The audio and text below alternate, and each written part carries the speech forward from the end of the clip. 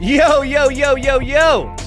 The music's a little loud. There we go. What's up, everybody? Welcome to the KillJoy Jake YouTube channel. Really appreciate you guys for stopping by on a very busy week. Merry Christmas to all who celebrate. Happy holidays to everyone else. What is up, folks? Welcome in! Time to talk a little horror. If you're not terrified enough by the holiday, which you should be, well, we have some other scary things to talk about, little fun updates. Things here and there. I posted a little theory on Terrifier 4 that I hate to be so full of myself, but I was cooking today. I was cooking with one of my favorite Terrifier 4 theories thus far. So give it a watch, check it out. But what's up, fellas? Welcome in, welcome in. We got Superman hanging out with us. You just had a pretty sick new trailer, if I don't say so myself. I'm so excited for Superman. I gotta do a video on it at some point. It's not horror. I don't care. I love it. James Gunn has my whole heart. Love him to death. Jake, I'm truly worried about the new I Know What You Did Last Summer sequel not being Julie focused. It doesn't seem like a bright idea. Focus on new characters. It just won't work. It's built around Julie. This is her franchise, you know? Superman, I totally agree. I think that they're trying to make I Know What You Did Last Summer the new Scream. I kind of want to make a whole video about it, and I don't think you're going to like it. But I feel like that's just the case. You know, they're looking at what works. They're looking at the fact that, you know, I Know What You Did Last Summer fans are probably also Scream fans. Pretty much, the same writer, right? Kevin Williamson wrote both of these. They kind of have a similar feel, similar cast members. Sarah Michelle Gellar is in both of these franchises. I think what they're thinking is, hey, let's pull that same crowd that likes Scream. Oh, some people are pissed at Scream 7 because of the decisions they made behind the scenes? Well, come on over to I Know What You Did Last Summer. Things are different over here. Everything's great. Good in the hood. So I honestly, I think that's the case. I think that's what they're probably going to do. But if you're not crazy about that, well, I mean, the best we can hope for is just have an open mind, and maybe it ends up being something good. Superman, though, I do tend to agree with you. I think that this franchise, it's just not like Scream, where I feel like you can apply Ghostface to 1,000 different situations. I just don't feel the same way about this franchise in particular. It all revolves around that very specific incident that night from the first movie where they ran over the fucking dude. So I don't see how we could apply that to new characters unless this is some sort of remake, reboot. Requel, though, I don't know. Like, is it going to be Julie's daughter? Is it going to be new characters who know the secret? I don't know. At this point, how does everyone not know? That's my question. But maybe they play around with it. Maybe it is something special. You have to look at it from that side too. Who knows? Who knows what it ends up being? But I hope it's good, Superman. I am right there with you, dog.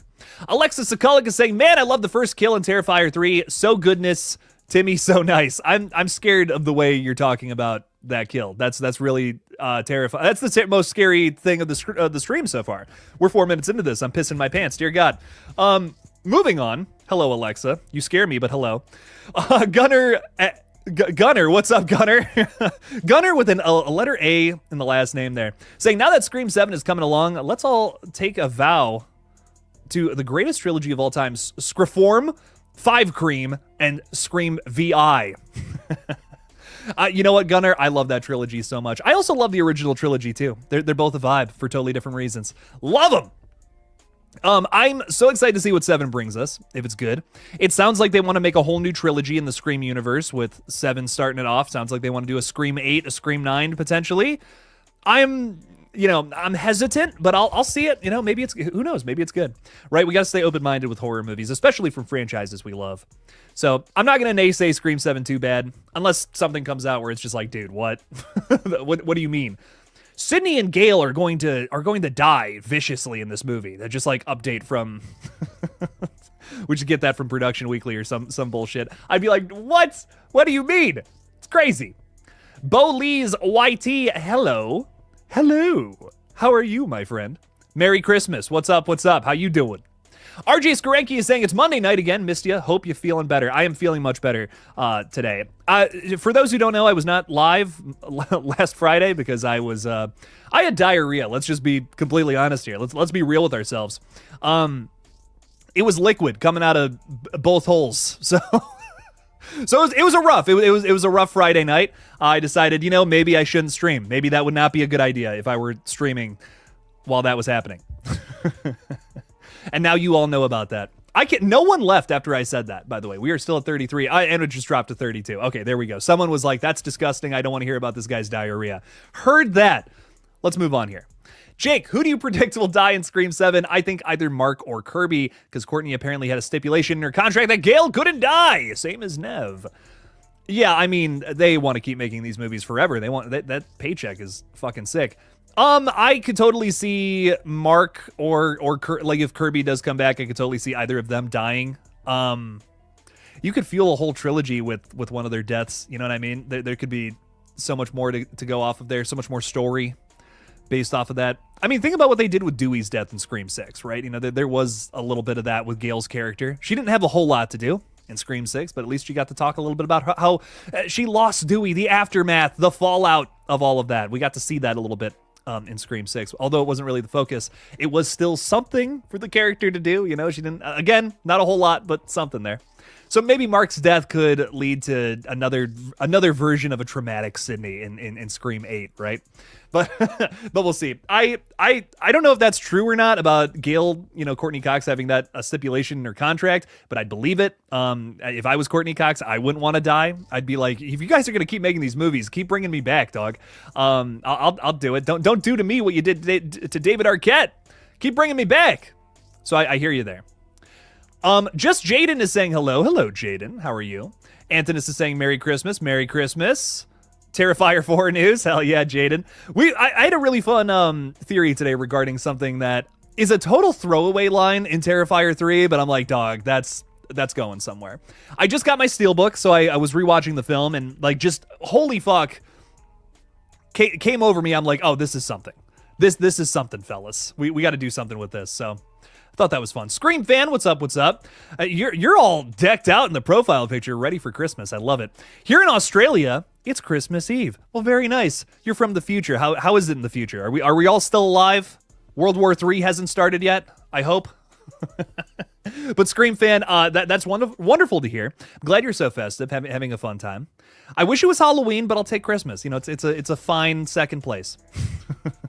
Mr. Rick, thanks for being a member, dog. Do you think there's any truth behind Scream 8? You know, I'll be completely real. It comes from Daniel Richtman, who kind of gave us a lot of the casting updates that were confirmed shortly after he announced them over on his Patreon. So I feel like, you know, here's what I think. I don't think they're going to announce Scream 8 officially anytime soon, but I'm sure they're already talking about it in a writer's room. My thinking here is Scream 7 is very clearly a reboot. We're not continuing the story from 5 and 6. That's pretty obvious, I feel like, to anyone at this point.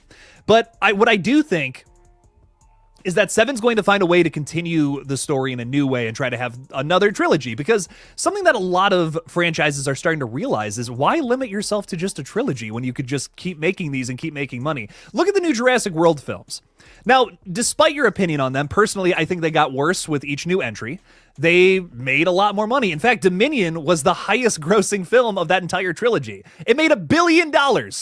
And to me, it is completely nonsensical. I don't know who wrote that film, but dear God, I just was not, I was just not into Dominion. Easily my least favorite from the Jurassic franchise. Now we have a fourth one on the horizon with a brand new creative at the helm. I think this one's going to be even better, but it is still a fourth Jurassic World movie. Point being, they're just going to keep making these movies because they know they make money. That might be a sad statistic for you. You might be upset about that. You're like, but what about the original movies? And to that, I hear you and I agree. But I do like franchise continuations too. They're fun. I don't, as long as you put effort into them and make them something good, sure, keep making them. But, you know, sometimes that just doesn't really apply to every franchise. But with Scream 8, I'm sure someone is tossing this around over at the studio, talking a little bit about it. Hey, let's do an 8th one. You know, why not? If 7 makes some money, sure, let's run it. And I'm sure 7 will make money, although a lot of people are saying it won't. 7's going to make money, dog. I'm telling you that right now. Drama sells. People don't want to hear it, but drama sells. Hey, Jake and everyone. What's up, Flet? How you doing? Movies and pop culture? You got it all, dog. What's up, my friend? Welcome in, welcome in. Hollywood Guy, thanks for being a member. Appreciate you. You sure are a Hollywood guy. I bet you got some cool-ass sunglasses. You drive around in your red Ferrari. God damn, this guy's cool. What's up, fella? Welcome in, welcome in. Skull and Bones Productions. Yo, Jake. How you doing? I'm doing. I love to see that Ellen Ripley is really in the spirit. You know, she might have to fight a xenomorph in the middle of space, but she's in the holiday spirit nonetheless. That's great to see. What's up, fella? Happy Holidays sucks. No, it doesn't. There's more than one holiday, my friend. And they're all awesome. I love them all. Kyle Gordon is, excuse me. I don't know what's going on. I'm choking up and dying over here. Kyle Gordon is a cute ass fucking penguin in the profile picture, saying, "Good evening, Jake. Merry Christmas to you and your family. Can't wait to see Steven Soderbergh's Haunted House Experiment Presents. Looks great. It does look great. I'm fucking hyped for this one, fellas. Oh, this one's gonna be fun. Top of next year. If you guys are like, Jake, what are you talking about? This is one to look out for. It is a haunted house movie completely from the perspective of the ghost. Like, what? Okay. It's in a violent nature, but with The Conjuring opposed to Friday the 13th. Run it. And this director's fucking awesome. He knows what he's doing. I have total faith in this movie. I think it's gonna be a not surprise hit, but it's gonna be a hit. I have a lot of faith in this one. Kyle, I too am very excited for that movie. Reign of Horror is saying, "Good evening. Hope all is well." Same to you, my friend. I hope all is well with you. I love your bloody handprint. It reminds me of the System of a Down album cover. I think I've already said this to you, but every time I see it, I just think, sugar! If you know, you know. NRU Cody is saying, "Hey, Jake, what's good? Hope all is well. Just had some Wendy's now. I'm stuffed." Oh shit. I'm stuffed too. How's the fam? How are you and Madison doing? You okay? IRL, love you, bud. I love you too, Cody. I was just diarrheaing all out of my butthole this weekend. And she came, I can't believe I just said that. She came to my aid and got the cork, plugged me right up. So thank God I'm okay. Everything is great between us. She's a lovely lady that should be able to do all that for me. So a lot of love her way. I still have 33 people here. I'm trying to self-sabotage this stream tonight. I want to see how fast I can lose everybody just constantly talking about my diarrhea. But we'll see. 32. I lost somebody again. There we go. They're like, he brought up the diarrhea again. This fucking guy. I'm out. 13 minutes in, he brings up diarrhea twice. I'm out of here. I can't stand this shit. I lost 2 more people after that. I'm having too much fun. I can't stop it. Derek Covey? What's up, Derek? How's it going, dog? Merry Christmas, KillJoy Jake, and Happy New Year. Merry Christmas and Happy New Year, my friend. Have so much fun. I hope you have a good time with the fam. And I hope you have fun on New Year's. You know, don't drink too much. Just have fun. Just have fun, Derek. What's up, dog? Welcome in. It just turned Christmas Eve here in the UK, too. Y'all are just living in the future. It must be nice. It must be nice. Yes, Madison, I am the poop man, as you know from this weekend. So much diarrhea. It was terrible. Villain Killin' Dylan is saying, howdy VKD. How you doing? Welcome in. Villain Killin' Dylan is like an OG. He's been here since like I first started streaming. I love this man or person to death. What's up, Dylan? How you doing? I'd give you a big ol' hug if you were here. Jim Ross is saying, Jake, can I send you another stab movie Christmas themed? It's Christmas themed? Rock on. Send it my way. You know the email. You know the email, Jim. Send it over. I'll check it out. Jake, have you gotten your Terrifier 3 Steelbook yet? Yes. It's not in reach, but I swear to God it's over there. That's why I posted my little Terrifier theory video today that if you guys haven't seen it, it's pretty good. I hate to be full of myself, but I'm pretty proud of this one. It's fun. It got into some interesting Terrifier 4 hints that I feel are already secretly laced into Terrifier 3's narrative that I really liked. But yes, I got the Steelbook. I love it. I love the way it looks. It was nice to watch it again. I showed my parents it. I was gonna wait till Christmas, but I'm like, I'm not that awful of a son. Let's watch it beforehand. So my parents have seen Terrifier 3. My mom hated it. My dad kind of liked it. So as expected, it was fun. I will say though, I forced them to watch Saw X on last Christmas. We usually watch Christmas Vacation. That 2 years in a row now, it's been the most terrifying horror film of the year. Both of my folks loved Saw X, which I was pretty surprised by. Even my mom was like, I loved that movie. Like, I would watch the rest of the Saw films. I was that intrigued by that one. I'm like, rock on. Saw X has got a great story, man. I don't know. I love that film so much. You're also saying, by the way, Merry Christmas to you and your family, Jake. You're so sweet, 44-4G. Same to you, my friend. I hope you guys have a great Christmas. Have so much fun. Have a good time. Who have I not said hello to real quick before I get to that super chat? Thank you for the support, fella. I think I said hi to everybody. Damn, I'm doing a pretty good job. I'm doing a pretty good job tonight. I'm kind of full of myself. I did not say hi to Paula, though. Hello, Paula. You love Christmas Vacation? I love it, too. We watch it every year in this house. Hello, Paula. Welcome in. Appreciate you. Thanks for stopping by.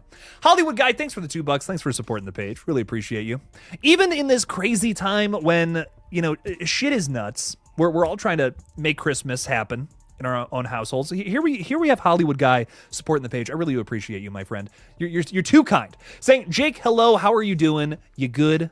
I'm a lot better than I was on Friday, which, in case you haven't heard yet, liquid diarrhea. It was rough. So I'm much better now. 10 times better. In fact, I'm counting my lucky stars that's not happening now. So, no, everything is great. Everything's great in the house. I'm about to take some time off because of Christmas, which I'm like, I think I really need. I said I was going to take some time off in November. I ended up working the whole time just on a bunch of stuff. And Hollywood Guy, I also have, not to talk too much about myself, but I also have a very exciting something coming out at the end of the week. Something I've been talking about for a long time now that's finally dropping somewhere. So I won't say any more than that, but if you've been keeping up with the live streams and you've been listening to me yap for a long time now, you might know what I'm talking about. You guys are finally going to see something that we've been working on for a long time this week. But Hollywood Guy, thank you for the $2. Really do appreciate you. So much love to you. Thank you for supporting the page again. You and your cool ass Ferrari and sunglasses. God damn, that guy's cool. So cool. Kyle says, hey. Hi, Kyle. Does this Kyle in question, does he have like the Kyle meme? Am I that old? Am I that old that that I'm the only one who knows that? I'm just thinking about that video of the guy who like has the Monster, right? And he's like just drinking. I think it's Trevor Wallace. He's like chugging Monster. He's like punching holes in drywall. I miss the Kyle memes. I thought those were so funny. Gray Cicada is saying, is it the rise of Chicken Man? It might be. Who knows? You might get to see something soon here, though, finally. Jake, you're taking too damn long on that damn short film. Well, you're going to see it soon. Arthur Claus is saying, if Damian Leone wants to top Terrifier 3 kills, make a scene where Art chugs a bottle of booze. So drunk Art the Clown. Now that could be something there. That could be something wild. What does that guy do when he's drunk? Well, we do know from Terrifier 3 he does not like the taste of alcohol. If you guys remember, he spits that right back in Santa's face after he buys him a drink, which is, I think that is so funny. Like that's hilarious to me. There's a lot of watching Terrifier 3 again. I was really like analyzing it, really thinking about what they're doing with the character and stuff. I'm going to sound so dorky for a minute, but there's so many elements to Art the Clown where he is so childish. Like he really is such a childish character, and learning from those characters, what are the Demolition Team or whatever, learning from them that Art the Clown's backstory is likely that he was some serial killer in the 90s who was kidnapping kids. It kind of weirdly works with that, you know what I mean? Maybe Art the Clown was this like killer who's kind of stuck in this like child's brain or something and like just kills because he thinks it's funny and silly. I don't know. I'm not sure, but there's always been like a childlike quality to Art, and I'm curious where they're gonna go with that in the future movies. But I'm excited. I'm excited to find out more. I mean, he also, in the same scene we're talking about here, he gets so excited about Santa Claus being at the bar. He's like, "Oh my God, that's him!" You know, he believes. I truly believe that Art the Clown believes in Santa Claus, which is so fucking funny. It's great. You got Caitlin a 75-gallon aquarium with fishies. That is so fucking cool, dude. I was just telling Madison, I really want fish. I want like a big ass aquarium one day. Like if we finally get a house at some point, not anytime soon, but maybe at some point in the future, we get a place. I want a giant aquarium with a bunch of fish. They're like the best pet. You just got to feed them. And they're fucking cool, dude. You ever go to like a big store with a bunch of fish and shit? Like there's a lot of cool fish, man. I don't know. I'm obsessed with fish, and I want a bunch of them in my house. There we go. I would love that, though. That's awesome. I'm very jealous. Enjoy your fishes. Enjoy your fishies, I should say. How does Nosferatu rank out of Eggers' 3 horror films? Infinite Sky, great question. Honest to God, when I walked out of the movie, I couldn't tell. I was like, I don't know where that ranks. Like, I love all of his movies so much. I don't know how I would rank them. I've really sat on it and thought about it a little more, and I think Nosferatu is number 2 for me. And I say that because, you know, again, like the Nosferatu story, it is this is not a spoiler by any means, by the way, but it is the Nosferatu story. Like, if you have seen the original, if you've seen the Werner Herzog movie, they all kind of follow the same story, right? It's that story, but the differences are the performances, the nuances, how they shoot certain things. It's the vibe, it's the tone, the style. That's what you're getting out of Eger's version of this story. That is different and unique to him. But to me, I think why The Lighthouse will always be number one from his catalog, at least for me, until, maybe The Night movie comes out and maybe it's better. Who knows? That film has this little touch of humor to it that to me, it elevates it. Like, you get everything that's great about an Eggers film from The Lighthouse, but then you also have like this little bout of humor, which I think comes from his brother Max, who co-wrote the film. But man, it's a great and unique combination. You're also getting like the best performances ever from fucking Robert Pattinson. Like, first and foremost, a great performance from Willem Dafoe. He has so many great performances. It's tough to say that any one is the very best. But man, lots to love about The Lighthouse. That's still going to be my favorite. But Nosferatu, definitely number two. I don't even know how... there's no worst Eggers film, in my opinion. Like, none of them are bad. I love every single one. Honestly, the only reason I'd put The Witch at the bottom of that is just because it's a little tough to get, a little tough to watch. I think I've only actually sat through The Witch, like, fully from start to finish, like, once. It's a great movie. It's not that it's bad. It's just it's a little inaccessible because of the dialect. It's kind of, you got to watch that. That's a put the subtitles on kind of movie, but it's effective, man. It's an awesome movie. Just a tough one to sit down and watch. You like, I watch movies after I've worked all day. You know what I mean? That's typically the only time I get. So that's not one that I'm going to be able to watch anytime soon. But man, I could go on and on and on about Nosferatu. Guys, go see this one on Christmas Day if you have time. Take the whole family. It's a family-friendly Christmas movie, and nothing scary happens. Definitely not within the first 10 minutes. Nothing at all. Jim Ross is saying, what did you think of the reference to your movie in Stab 4? I thought that was dope as fuck. I appreciated it. I think it's so cool that so many different Scream fan films have referenced Red Right Hand now, which makes me so happy. I'm like, that was... I appreciate that so many people really liked that. I saw people, when it came out, were reposting the American Psycho bit that we did. And I thought that was cool. I'm glad I could make something that people really dug, really were interested in. You guys are going to like this next thing even more, I think. What do you think this new Mummy film will be about? Dude, I'm so excited. I'm so excited for this movie, man. I love the original Mummy. That's why I got the poster right there on the wall.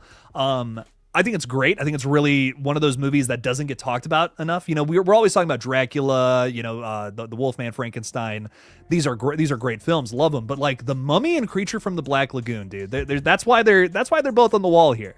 I think they're incredible horror films. The opening scene of The Mummy is one of the most memorable moments from the whole thing, in my opinion. I think, like, the original, I'm talking the Universal classic, it's actually kind of scary. Like, I mean, I think it still holds up to 2024 standards, which I don't say that about a lot of older movies like that. But man, there's something about that opening scene that every time it gets me. It's a little slow after that, admittedly, like some, like I don't want to say most old movies, but a lot of old movies are kind of like that, right? But man, I love The Mummy. I think it's great. I think it's a fun one. And I'm excited to see what Lee Cronin does with it. The Brendan Fraser ones are my absolute favorite, like those three films. I think the first one is probably... The first and the second one are really good. The third one's... It's okay. But I love those movies so much. Tom Cruise one, was a bit of a miss. I think it's time for The Mummy to go back to its horror roots, just make something that is genuinely terrifying and scary. And I think that's what Lee Cronin is going to deliver. I don't think Brendan Fraser is coming back. I got a lot of comments on that on my video talking a bit about it, but trust me, I want that too. Trust me, I grew up with those movies. I want that as well. But I think this is going to be kind of like what The Invisible Man was from 2020, kind of like what The Wolfman is going to be in 2025. It's this reinvention of the same idea, but in a more modern context, and a lot more terrifying, I think. So I'm really excited for it nonetheless, whatever it ends up being. The fact that The Mummy and Creature from the Black Lagoon are getting reboots, I can't tell you how much that means to me. I grew up with both of these movies. They mean so much to me. They're so near and dear to my heart. I'm unbelievably excited for both of those, as well as The Wolfman too, man. That's gonna be good. Lee Winnell. Fuck, we have so many good movies coming up. Like, seriously, y'all got to be making it out to the theaters for some of these. Oh, damn. 2025 is about to be a better year for movies than 2024 was. I'm telling you. Hi, Jake. I might be able to watch more streams now because I have winter break. Yay. Well, welcome in. I appreciate you.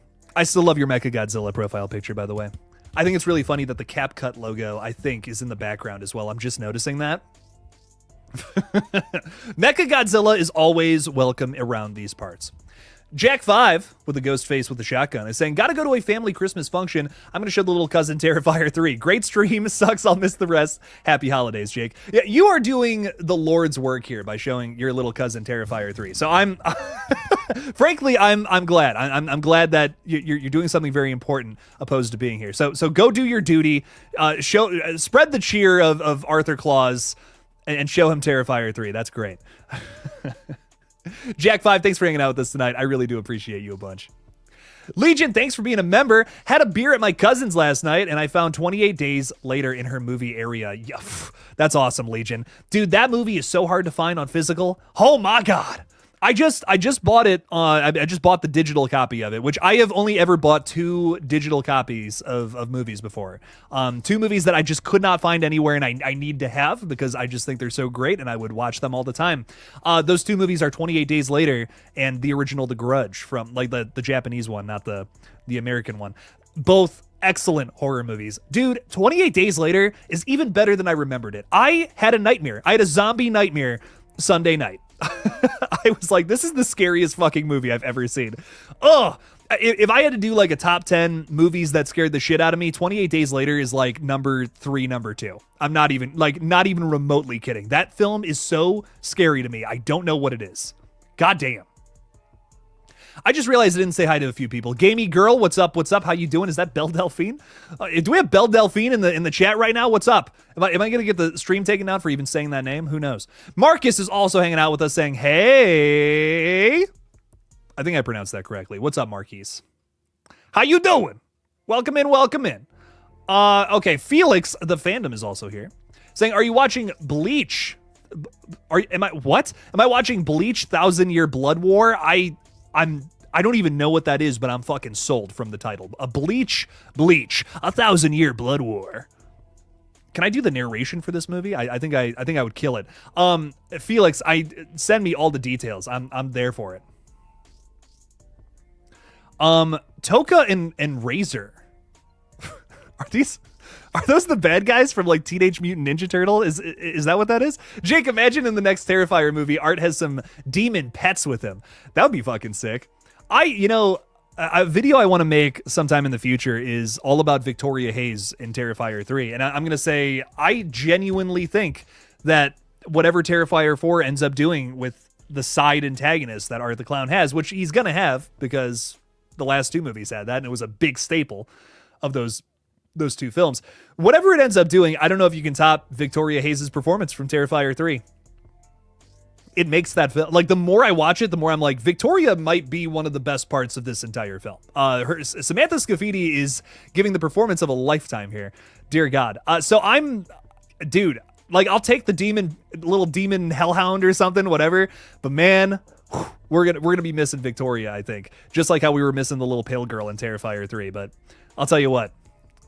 Man. I'm excited to see what they end up doing, though, nonetheless. Have you read Stephen King's short story, The Monkey? I want to before the new movie comes out. I will say I know that this adaptation is going to be very different. It's very much so Osgood Perkins' own unique take on it. He wants to make it more of a comedy where the short story is a little more straightforward. But honestly, I can't stress this enough. I think that is a great direction for this short story and also Osgood Perkins' movie career, which I'm completely in the minority about this, I know, but I just feel like Longlegs trying to be so damn serious did not work for me at all. The Monkey just leaning into the horror comedy roots that Osgood Perkins very much so loves and incorporates into nearly every film. It's always a little funny with his movies. Something is always kind of silly. Him just embracing that with The Monkey, I feel like is going to serve this film so much. So to me, I think this could be my favorite Osgood Perkins film because the most effective thing about all of his movies to me is whenever it gets a little silly. Like Longlegs, when Nicolas Cage is just being a silly little guy and the plot isn't being pushed into the most overly complex shit I've ever seen in a movie, I'm enjoying it. But besides that, I'm just like, man, I don't know. I think this could be his best one to date. That for me at least. And I'm well aware I'm in the minority on that opinion, but I'm excited. I'm excited to see what they do. Marley Kai 2000. Hello, Jake. I am shaving my beard while watching and listening to your stream. I just hope you're not doing that in like a, like, ooh, I'm going to send my beard clippings to KillJoy Jake. Please don't do that. But otherwise, continue to shave your beard. I'm just messing with you, dog. I'm just being silly. Blaze. What's up, Blaze? How you doing? If Melissa and Jenna come back to Scream, they need a movie with them and Isabel May. It would be sick seeing all three of them together. Maybe she could be part of the core five. Isabel May is part of the team now. That would be cool. They would trust her too if she's Sydney's daughter, I could actually see that happening. I hope they come back. It sounds like Spyglass is going to milk this teat. They're going to milk this teat dry, I guess is what I'm trying to say. I don't know. I'm hoping that all these movies are good, but it sounds like they're all coming from Spyglass. So I don't know. I don't know if Melissa or Jenna would want to come back for that. I think it's still possible that Jenna comes back, though, of course, because all we have confirmed about Jenna's exit from the franchise is that it was due to scheduling conflicts. Who knows? Who knows actually the reason why. But I hate to speculate on it, too. I was kind of speculating on it, and I'm like, that's not fair. It's not fair to Jenna Ortega. Maybe she just genuinely had a scheduling conflict and couldn't do it. But I don't know. I don't know, man. I really do hope that Melissa and Jenna can come back at some point. I would love at least one more movie with the core four. I think that would be great. Jake, what are your thoughts on 28 years being released and thoughts about what 28 months could have been? Legion, my running theory right now is we have a new trilogy coming in the franchise. We know that 28 years later and 28 years later The Bone Temple are both coming out within the span of the next 2 years, I believe, or so. Next year and a month, I think. I'm excited for both of them, dude. They're going to fucking rock. But there's a third film that does not have a title, does not have a director announced. I think that film could be 28 months later, and it'll be a prequel going back in between the events of 28 weeks going into 28 years. And there's already some proof in the pudding that could be the case. We know that Cillian Murphy is going to be back for 28 years later. He'll reprise the character of Jim. Maybe there's more story to Jim. We haven't seen Jim since the ending of 28 Days Later. That was a very long time ago now. He was not in the sequel, Weeks. So what's he been doing all this time? 28 years later is going to answer that question. I feel like 28 months later could even go a little further into that. And I feel like that's why they haven't announced it yet. Why haven't they announced that title yet? Why wouldn't they, it sounds like they have this already planned out and figured out. Why don't they have that third film announced or whatever? We already know that The Bone Temple is mostly shot. I believe it is completely shot, actually, now that I'm remembering correctly. I'm like, oh, wait, they actually shot both of these movies. I think they're both already in the can. So I don't know, man. I think something secretive is going on with that third film, something that's going to relate to the plot that they don't want us to know quite yet. So that's kind of my theory at the moment. Cosmic Urgency is not excited about Scream 7 anymore. It's not a clean break from 5 and 6. If Chad is back, I hope it flops and Spyglass sells to A24. They care about quality and would get Kevin Williamson to write it. You're upset that just Chad is coming back? Like that's the only reason? I don't know. That honestly, I'm going to be honest, I had the exact opposite reaction. Hearing that Chad was going to come back sounds like it's going to transition the story from 6 into 7, giving us maybe more of a reason why we're going back to Sidney Prescott, because that's a big question I need answered from Scream 7. Why are we going back to this character after we just tried to reboot and revamp the franchise going into a different direction? This could give us that answer. Now, Cosmic Urgency, you're right. They could just completely flop it. Maybe they just bring Chad back as kind of like a fan service thing for the people that liked 5 and 6. So you have a point there. But I guess I have a little more faith, just because I feel like why bring him back unless they were going to do something plot-wise with him. So for me, I'm actually kind of excited to see what they do with Chad. I'll be the first one to say, though, if they use him just for fan service, just to be like, hey, Chad's here. You guys liked him from the last 2 films, right? Yeah, that'll totally suck. But I don't think that's going to be the case. I don't know. At least I hope so. At least I hope that's not going to be the case. Dean Renner, what's up, Dean? Thanks for being a member. Appreciate you. What's up, everyone? Good evening and Merry Christmas. Merry Christmas, my friend. Thanks for being here. Thanks for hanging out with us. Hope you're having a good Christmas. Hope you're going to be able to spend some time with the fam. Also, yeah, that's another thing. I won't be live on Christmas. I know I usually do my watch party Wednesdays, but it's Christmas this Wednesday, so I'm like, spend some time with your families that day. We'll hang out again on Friday when I'll be live next. Did I see Hello Sydney's latest post? I have not. I did not see what they posted. I don't go on Twitter anymore, by the way, fellas. I just went on there today and I saw I have like 1,000 messages and a bunch of replies, and I'm like, I should probably respond to some of these. I just every time I go on there, it's just hate, nasty things. I don't know. I'm just not really into that. I'm more of a positive fella. At least I try to be. So I don't know. I don't really like going on that platform anymore. So if you want to get in contact with me, try messaging me on Instagram or emailing me. That's probably the best way to do it. I've been meaning to say something about that for a little while. It just made me think about that. Phil is with us. What's up, Phil? How you doing? Art is the future. Art sure is the future. I totally agree. Can't wait for the next couple Terrifier movies, man. They're so much fun every single time. We need 1,000 more Terrifiers. I'm kidding. Arthur Claus is saying, will you be seeing Neverland Nightmare during the 13th and the 15th? Abso-freaking-lutely, my dude.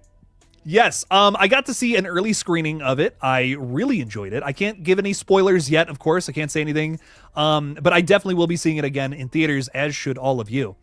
This movie rocks. I'm going to say it, too. It's my favorite from everything that Jagged Edge has put out in the TCU so far. I like it better than Winnie the Pooh, Blood and Honey 2. I really enjoyed Neverland Nightmare. And I think the Pinocchio movie, which I can't say too much about yet. I know a little something about Pinocchio. I can't, again, won't, my lips are sealed, but I think Pinocchio I might like even more than Neverland Nightmare. So I think it's just going to get better and better and better as the year goes on. We have a lot of very exciting things to talk about in 2025. Let me tell you. But no, I do really like Neverland Nightmare. I think you guys are going to dig it too. Especially if you're a fan of like the Black Phone, or maybe you saw Winnie the Pooh, Blood and Honey too, and you're like, okay, this is fun, but it's a little corny, it's a little campy. If you want it to get darker, Neverland Nightmare does that very effectively. Oh my God. I think I can't say any more than that. I've already said too much, but go watch it. How good is Hereditary? Going to watch that this weekend for the first time. Now, Phil, this is a very divisive movie, but what I will say is that when I saw Hereditary in 2018, it made me fall in love with horror. I saw that film and I was genuinely so upset. I saw it like 6, maybe 7 more times in the same weekend, like during its opening run. This movie is there would be no KillJoy Jake without Hereditary. I saw this film and I was obsessed with horror immediately. I was like, this is so good. I have to watch more horror movies. And I remember I went through all the big franchises where I hadn't seen all the movies and I watched them all for the first time. And I'm like, I love horror. Oh my God. A year later, I started this page. So Hereditary, for me at least, I have so much love, so much passion for it. Again, there would be no KillJoy Jake without this movie. I love it. I love it to death, but it's not for everybody. I think it really works for me. Some people are like, it's not even scary. It's one of the scariest films I've ever seen personally, but I really enjoyed it. Last night, I shaved my entire head by myself. It did not end well for me. I've done that a couple of times, Infinite Sky, and I regret it every single time. But sometimes it's worth it, especially if you're doing it for short films. But that's just me. On January 11th, I don't know what you're talking about. It would be cool to see art in New York than space for the next two. Do we think it's going to be on a different holiday? Like that's something I've been thinking about. I'm like, I feel like we're going to do like some kind of crazy holiday, but we'll see what's up. Destination Station, what's up, dog? How's it going? Hope all is well with you and your family. Have a Merry Christmas. Same to you, Destination or Destin. Destin is short for destination, right? No, I'm just messing with you, dog. Well, thanks for being here. Merry Christmas to you, and thanks for hanging out with us tonight, man. Appreciate you a bunch. Hope the fam's going. I hope the fam is well with you as well. There's a lot of wells. Jake, I'm sure if you've heard, but apparently in the 28 Years movie, a sighting of a zombie Jimmy Savile has been seen on set. I think you're talking about the fact that a lot of people thought that one zombie in the 28 Years Later trailer was Cillian Murphy, but no. It is not. That is not Jim. Jim is not dead. Jim is alive. We have some pictures of Jim alive, too, if you're like, no, that's Jim. No, so the zombie is not Jim. We got that figured out, like a week ago now, I want to say that. Maybe that came out. It's some art dealer who's like really skinny and like decided, like, I guess Danny Boyle like handpicked him to be a zombie in the movie, which I think is cool. So, kind of sick. Mimi! Hey, Jake! Hey, Jake, sorry. Merry Christmas. Merry Christmas, Mimi. What's up? Welcome in.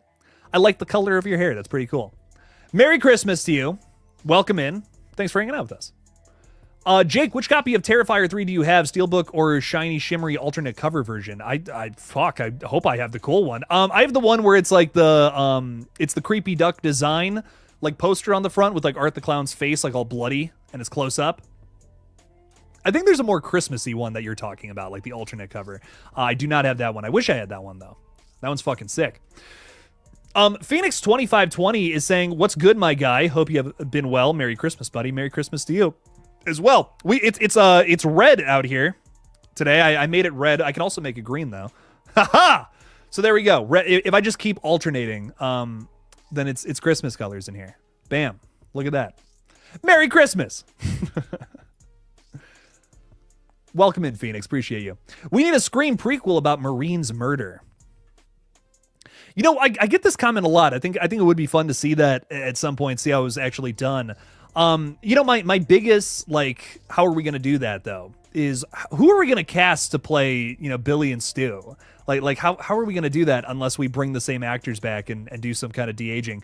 I mean, here's my thing, right? We have Billy in Screams 5 and 6, but he doesn't look like Billy, man. He's just older, you know what I mean? He's just older now. I love Skeet so much, and he has aged like fine wine, let me tell you, but he just doesn't look like Billy did back in 96. So it's kind of tough. You'd have to have that question of, do we recast, you know, do we bring back the same people and like digitally de-age them? You know, what do we do? It's tough. It's tough to say, because I feel like if we're going to do that, I want to see Billy and Stu's perspective. I'd almost want to see them have like a conversation with Roman, or, you know, see how that relates and incorporate that into the story of the original film. Again, it's tough to say how they would do that effectively. Maybe it's just like an opening scene of one of the new movies. I don't know, but I would be into it. I would be into seeing how someone attempts that.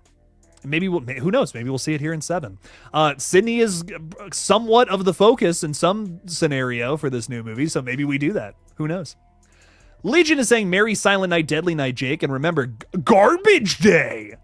I gotta watch that film this week. That's Legion. That's like the one Christmas horror movie I have not rewatched yet this month, and I love this one, guys. If you have not seen Silent Night, Deadly Night, or the sequel, or any of the ridiculous sequels, I recommend them. There's such a good time during this time of year.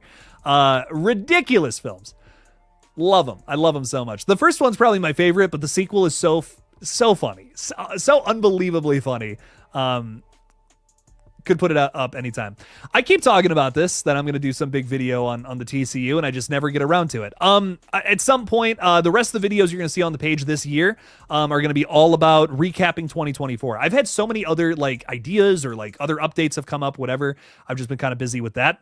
I know like this past week, there was so much to talk about. I just couldn't get to it. And then I finally just did a big update video on Sunday to catch up, which, you know, again, it's supposed to be a day off, but I'm like, you know what? No, let's knock this out so I can do my Terrifier video on Monday. I won't be posting for the next 3 days because I'm kind of my family's coming into town, kind of want to spend some time with them. But I think at the top of next year, I might end up doing something about the TCU. 2025, we are going to have many, many, many releases in the Twisted Childhood universe. So it might not be a bad idea to kick off the year with it. So that could be that could be coming up soon. But I have 2 videos in particular that I want to do, recapping some 2024 horror stuff that you guys will see, I think, Friday or Saturday for the first one, and then next Monday for the next one. I don't think I'm going to post on New Year's Eve. I remember posting a video there last year that didn't do very well, so I might not post that day or New Year's Day either. But videos will resume shortly after, though, after the holidays. Do a whole film about Marine, but film it how they did in that scene in Scream 3. Oh, like kind of like found footage. Is that what you're talking about? Where it's like it's all the cams of Marine doing shady shit, which I'm not gonna say.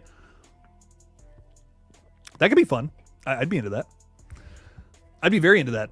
What do you think that the chances are that Jonathan's dead body will be Art's sidekick in Terrifier 4?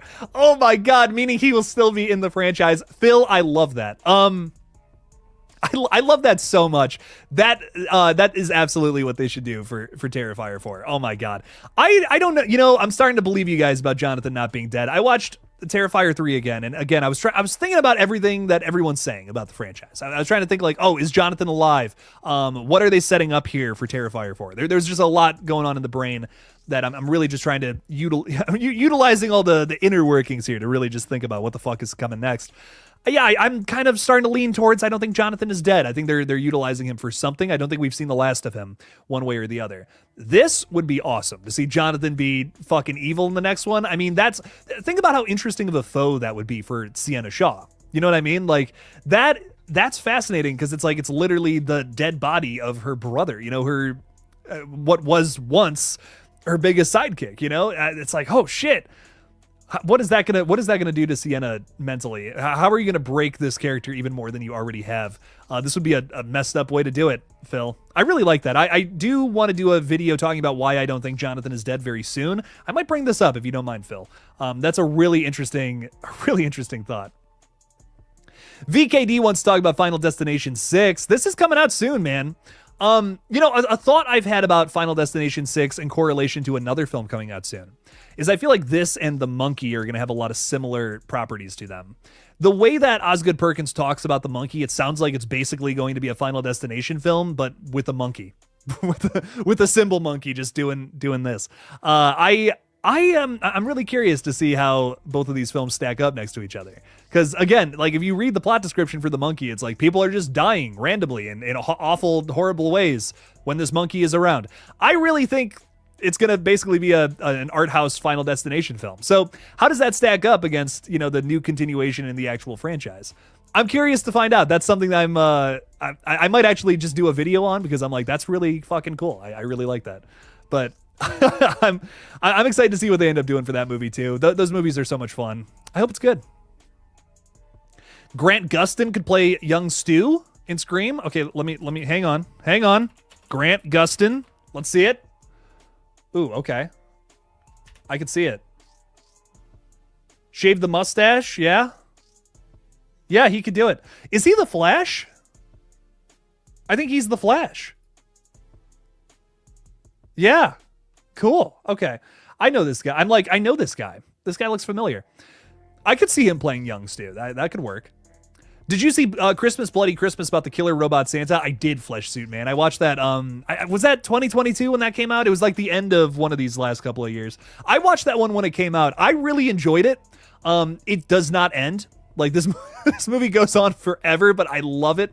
I think it's really fun. Flesh Suit Man. This one is it's tough to explain. It's a really simple setup. I mean, it's literally just like these two people are hanging out. They're about to bone the whole time, and they get attacked by Robot Santa. That is the whole plot. And I mean, it takes forever for this one to end. There's like 1,000 false resolutions, but it's a fun movie. I don't know. I really enjoyed it. I've seen it twice. I had a good time with it. But personally, I don't know if I would watch. I don't know if it's like a staple of Christmas. You know what I mean? I don't know if it's a Christmas horror staple. Am I going to watch it every year? But I enjoyed it. I did really like that one. Do my most anticipated horror movies of 2025. John Kramer, that's a really good idea. I think I might do that. There's two things I want to do to wrap up the year. But again, I feel like the thing that is probably going to get more clicks is like what's coming up next, right? That's what this page is all about. People love that. So I might only end up doing one, but I kind of there's two ideas I have that I'm like, I really like these. I kind of want to do them. But 2025 movies, there's so much to talk about when it comes to next year. So I'm really excited to talk about all that. I don't know. Do I do that at the top of the year? Do I do that now? Maybe. We'll see. We'll see, John. Maybe I crank that out on Thursday or something. Thursday is a busy day. I'm not seeing a lot of my family for Christmas until Thursday, like the 26th, the day after Christmas. So I'm just kind of like, I think I'm just going to take the next 3 days off to just kind of chill and hang out with the fam, whatever. But we'll see. Did you know in the awful but good Halloween 3 Season of the Witch, the actor that plays Tom, I think the character's name, his name's Tom Atkins. The actor's name is Tom Atkins. But he's in the hotel room with the scene with his female co-star, but the guy actor, actual wife is in the next room over. I mean, you know, that, believe it or not, that's not too uncommon of a situation. You know, there's a lot of times where that does end up happening just on set. You know, it's a job. It's just part of the story at hand is That's got to happen. There are people who are a little more, sensitive about that, who are in relationships and have to do something like that. I was just reading about some behind the scenes stuff for Outer Banks, and I guess like there was like a stunt double every time like JJ's character was kissing one of the other characters, because like I guess he's like dating one of the producers or something. I don't know if I saw this on a TikTok, so if I'm wrong about this, then I'm wrong about it. But this is just what I heard. That apparently they had a stunt double for JJ to come in and was kissing up on the other actress or whatever. And I just think that's so funny. It's like it's just a show. It doesn't mean anything, But it's funny, and it's funny to me. So some people, just don't love that. Not crazy about their partner kissing somebody else on a TV show. But it is a common scenario. I hear about it a lot of crazy behind the scenes stories. Ty Lee is saying, I might watch Christmas Bloody Christmas, but it is a bit slow to start, and it has an extended ending. That middle bit's really fun though. And Ty, here's a weird hot take about that movie. The thing that bugs me the most about Christmas Bloody Christmas is the one character is giving like these horror takes that are like listen, I respect everyone's opinion, but she's saying things where I'm like, dog, that's wrong. So I'm like, sorry, dog. What? Blair Witch 2 is your favorite one out of those 3 movies? You're wrong. No, I kid, of course, but it almost feels like, is it Joe Bagos? Joe, is it that the director's name? I always forget. It's Joe something that directed that one. I feel like he purposefully gave her like the most contrarian opinions about horror franchises, and every time I watch it, I'm just like, oh man, that bugs me. It's so funny, but. That's the thing that gets under my skin the most about that one. Jake, do you think she was a robot in the whole time in Halloween 3 Season of the Witch, or do you think she got like switched out near the end? That's a great question in Halloween 3. I think, I just rewatched it. I don't think she was a robot the whole time, even though she does, like, if you watch the first scene where she's introduced, she is a little robotic. Like, I remember thinking the acting was weird there for a second, but then I'm like, oh wait, that's kind of purposeful. I don't know, because like, she had so many opportunities to take out the main guy, and his name is also slipping my mind now, Tom Atkins. During the film, I think she got personally, I'm leaning towards she got switched out at a certain point. But I don't know. That is a great question, though, Legion. I love that film. I think it's great. The characters felt like Rob Zombie or Kevin Smith with all the sex stuff. Yeah. Yeah, no, I feel you on that. Christmas Bloody Christmas, it's still a fun time, though. It's a fun watch. The Big C6 channel. What's up, fella? Do you think there will ever be another Nightmare on Elm Street? I think so. There's too much love for that franchise for it to just die out. I'm kind of shocked they haven't made one yet. It's not like there's like a ton of legal trouble like with some other franchises out there about this movie. I'm looking at Nightmare on Elm Street the same way as Scream, right? So Scream went dormant for a very long time after Scream 4 bombed at the box office. They tried to bring it back and it didn't make like any money at all. Barely. It's tough. I'm not going to explain how all that works, because it did make more than its budget, but it didn't make like a ton of profit or anything. So I think they're looking at it the same way with Nightmare on Elm Street, but a little different, because Nightmare from 2010 didn't bomb. It actually made a ton of money. But the problem is it was so poorly received that they just obviously weren't going to make another one. Like, look at Texas Chainsaw Massacre. You look at the 2003 reboot, made a bunch of money, was well reviewed. They made a prequel immediately after, and I believe that also did pretty well. Maybe I don't think it did as well from my memory, but I remember it did like decent, and it had some big stars in it too. It's got the girl from Fast and Furious in it. But I think that we will get one of these sometime soon. Honestly, if there's any other trouble that this franchise is having too, is trying to find a Freddy Krueger. That's got to be tough as well. The remake was horrible. It was horrible. I'm not crazy about it at all, but it did make a ton of money. And again, this franchise has a lot of pull. So if they were to reboot this, it would be a big movement in horror for sure. Especially if it was done right. I know a lot of people. There are some people who don't like Halloween 2018 now, but when that movie came out, everyone loved it. I mean, it was like a big holy crap. Halloween's back. Michael's back.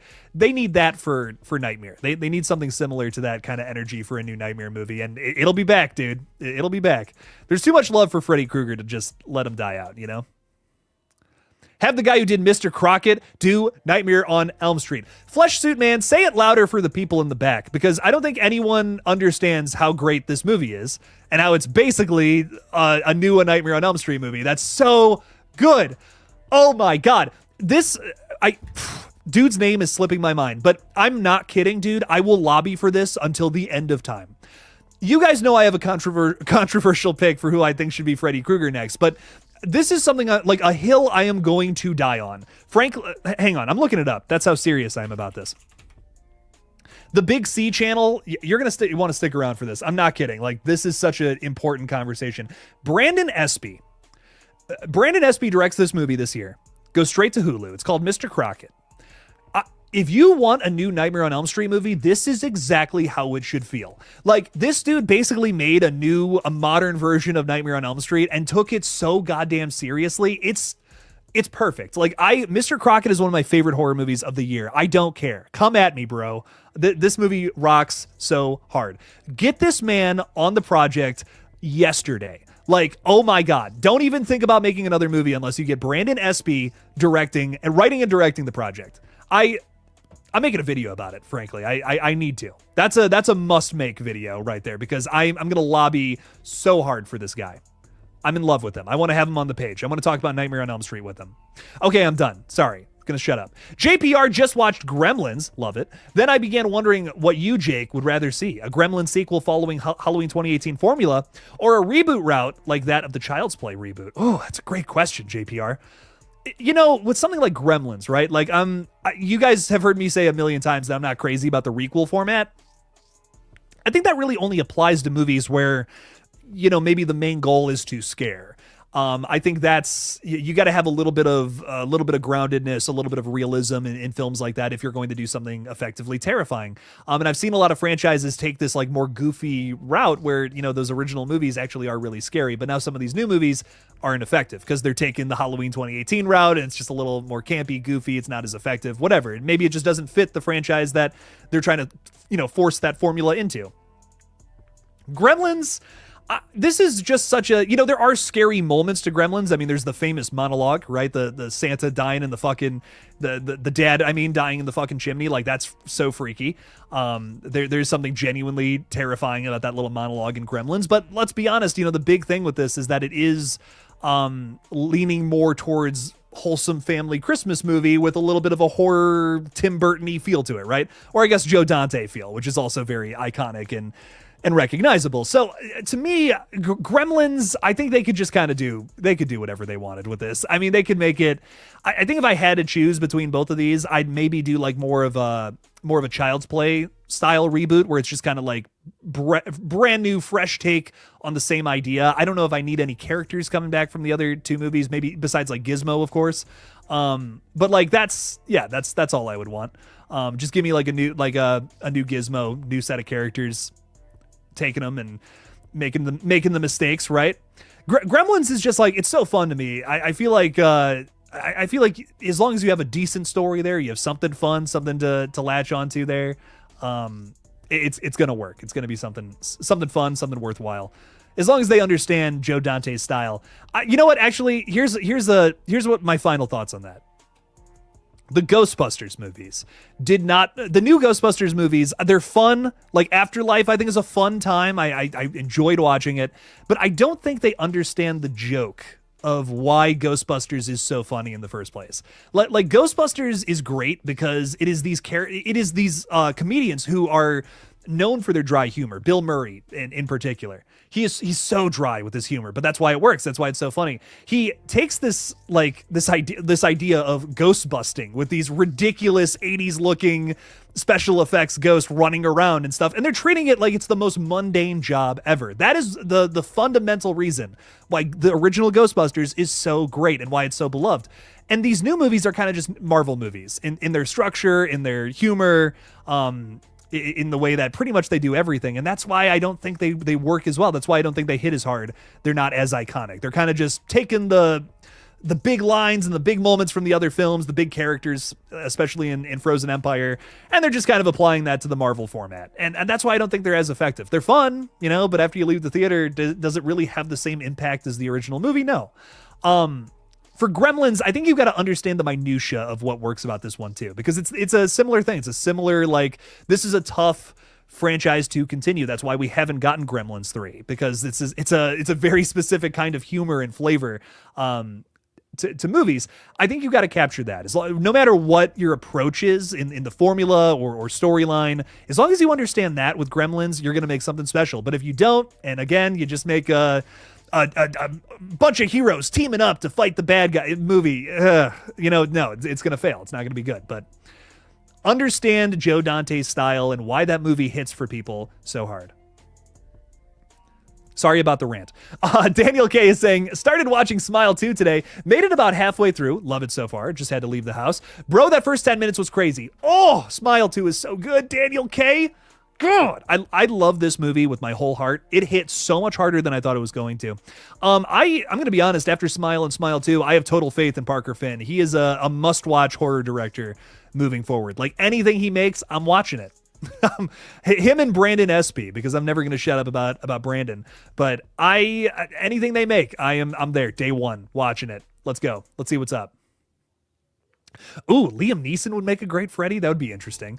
If you wanted to do like old man Freddy, like how you did with Michael Myers, right? In Halloween 2018 through Ends. Kind of do the same thing with Freddy. I would not be against that. Robert Englund's always going to be my first choice. But Liam Neeson, okay. He's got the voice for it. He's definitely got the voice for it. Locked hasn't been here in a while. Hey, Jake, one of the movies I'm looking forward to is the sci-fi horror flick Ash. Dude, me too. I don't know if you've heard of it. Early Merry Christmas wishes. Locked? Yes. Speaking of directors that I will see anything they make, Flying Lotus's new movie, Ash, comes out early next year in February. I'm dying to see this one. Flying Lotus, I have been a big fan of since I was very young, since like his Adult Swim days. I just love his style. It is so unique. It is so interesting, and it's very gross and not for everybody. But goddamn, I love him to death. Like one of my idols. I would go so far as to say that. I have so much admiration for him. But when I was covering VHS 99, which he did a short film for, the dude sent me a message, thanked me for covering the film. Until the day I die, I will never forget that. I'm so thankful. I'm so unbelievably thankful for that little interaction. I think he is he's just like the coolest dude. Would love to meet him. And I can't wait to see this new movie, man. I adore Flying Lotus. I can't wait to see what he does next. He's another one of those people where I'm like, no matter what they make, I will fucking be there. It could be like a premise I have zero interest in. I will watch it. Because I know his flavor, the way that he makes his movies, it's so interesting to me. I love he has such a unique style. When you see it, you'll know what I'm talking about. But man, I love his movies so much. That and Clouseau in his segment in VHS 99, I have so much love for. Definitely not for everybody again, but I love his movies. Can't wait to see what Ash is all about. It's going to be sick, Locked. And dude, thanks for being a member. I really do appreciate that. Welcome to Ghostface. Thank you so much. Sip up on the Kool-Aid, my dude. Appreciate you a bunch. Thank you. Speaking of which, I haven't, I can't do that anymore. Brutal. I can't give away free memberships anymore. I was going to do that. I just clicked on the tab and it's like, oh, nope. Can't do that. Wait, can I do that? I can't do. Oh, I clicked the wrong button. I lied. Okay, we're gonna gift 5 free memberships. Bam! Gifting them out. Who are those going to? Hang on, give it a second. Universal Disappointment, Freak Angel Baby, Jamie Hart, Chano, maybe Chano, and also Gabriel Pusong. Welcome in, fellas. Thank you so much. I'm gonna have some special videos coming out soon. Coming out next month, you guys are going to get a really special video. It's going to be fun. I'm excited.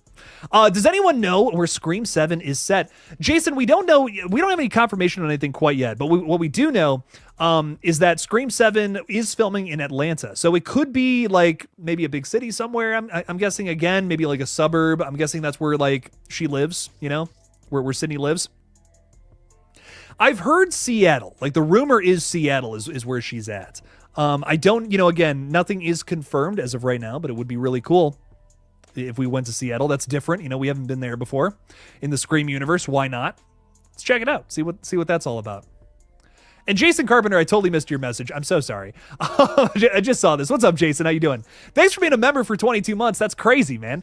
Speak No Evil was a pleasant surprise from Blumhouse this year. I'm on the fence with Megan 2.0. Just saw Alien Romulus and thought it was legit.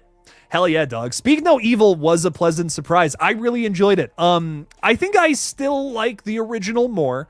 But this remake has a reason to exist. It takes the story down a different path, and I have a lot of respect for James Watkins and Blumhouse for this one because, again, I don't want to sound like a Blumhouse hater because I love a lot of their early movies, but they just have not impressed me lately. Megan and Speak No Evil, I think, are really the only Blumhouse movies I've been really into in the last like two almost 3 years. Yikes, man. But I have faith for Blumhouse moving forward. They have some movies in the works right now that actually do have me excited. There's some Insidious sequels coming out. There's some, reinventions of past movies like The Mummy and The Wolfman. That comes from them. I think these could be good. I really do. So I feel like Blumhouse is going to make a turn, hopefully for the better, here in 2025 and 2026. And Speak No Evil was definitely a telltale sign of that, I think. You're on the fence with Megan 2.0. Yeah, there's some weird stuff going on with Megan 2. It sounds like they're making Megan the good guy in this one, which sounds like a kind of like a Terminator 2 homage. I don't know if that's going to work, but we'll see. We'll see what's up with that. There's apparently a new evil robot girl in town that she's going to have to fight. So, what the fuck is going on there? I don't know, but I'll see it. We'll see what's up. The first Megan was so special to me because of the humor and the really thought out plot and thematic commentary. I'm like, shit, okay. Was not expecting Megan to go this hard. I really enjoyed the film. If Megan 2 can capture that same energy, but have maybe a campier plot, I can run with it maybe. Just saw Alien Romulus, thought it was legit. Easily one of my favorite horror movies of the year. Romulus freaking rocked. A few moments of little fan service there didn't work for me in the movie, admittedly, but besides that, I really loved it. I thought it was great. Romulus, it's easily my third favorite Alien movie, like without question, for sure. And I validated my parking on that one because I just gave it a rewatch and I'm like, was it really that good? Was I just hyped up after the first theater watch? Nah, I watched it again. I'm in love with that movie. It's great. It's awesome. Bradley Earl is saying, I just saw the new Alien movie. Oh my God, that alien human hybrid at the end was insane. Spoilers, Bradley. It's been out for a while. It's okay. But yes, yeah, that ending, big swing, and it paid off, man. I love when movies can do that. And Fede Alvarez, man, trust in Fede. That's what I've learned. Anything he touches, that's another director. That's another one where anything he does, I'm there day one.